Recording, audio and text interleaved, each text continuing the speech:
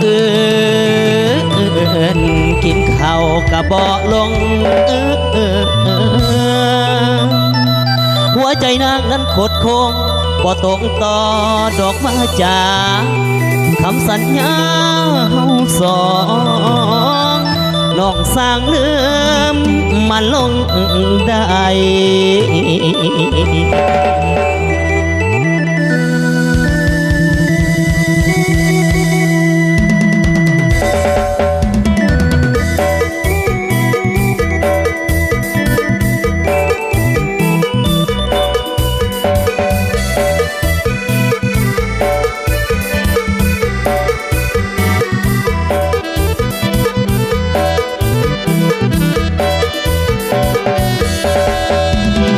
ตาอ้ายนี่ไหลนอเมื่อเปิดซองบัดเสินออกมาเมื่ออื่นนี่เป็นวันดีน้องของพี่สิเขาวิวาเสียแหงอ้ายหักเจ้าเท่าฟ้าแต่ว่าสนาอ้ายมันบ่มีคนดีน้องสร้างมีหลายใจด้วยเหตุใดเจ้าจึงมาแปรฝันคงลืมสิ้นสัญญาสาบานอยากประหารหัวใจของหญิงบ่จริงเป็นอย่างมาเบากันบ่เอาเป็นอย่างมาว่าเปรียบไอเป็นคือตอกมากะดำหน้าแล้วเหยียบใส่ต้มลงก็ลงผู้หญิงโดยเล็กหัวอกพังเพสิเป็นบ้า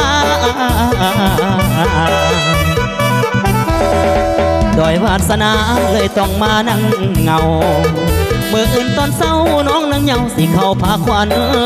กับลูกเศรษฐีคนทั้งมีสมกับเนื้อนวลไอเป็นเพียงลูกสาวสวนบอกคู่ควรน้องนางเลยเหมือน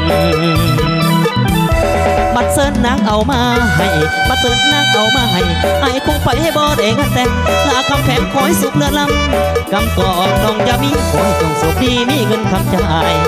หักกันหลายอย่ามามัง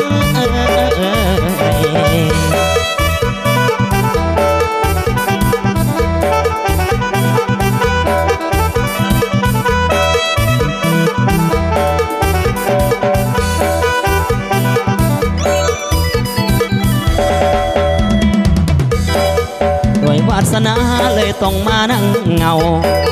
เมื่ออื่นตอนเศร้าน้องนั่งยังสิเข้าพาควัน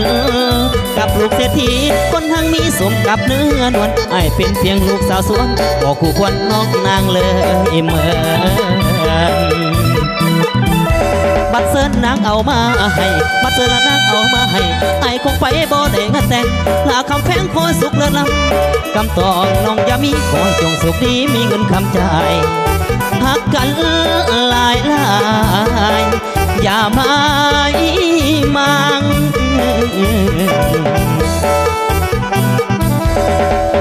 ก่อนเคยน้องเอ่ยแต่คำหวานน้ำอ้อยน้ำตาลบ่หวานบ่เท่าน้ำใจ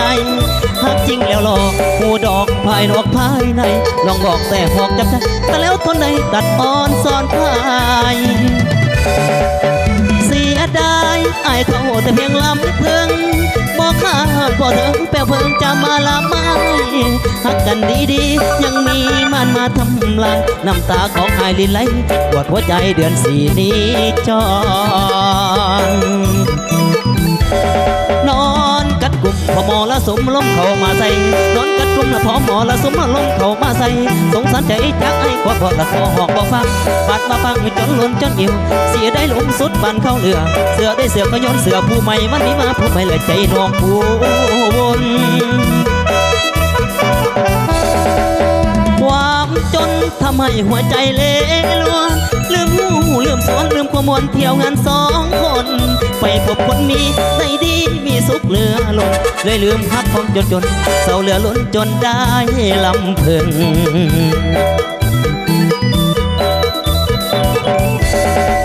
คืนหนึ่งเขาเคยได้แอบแนบซีเดี๋ยวนี้หมดสิทธิ์บ่หันจะคิดห่วงหึงน้องบอกเลิกลาพับเข้ามาจนถูกผ่าลึงความหวานเสือถึงอาจบ่ถึงว่าจะ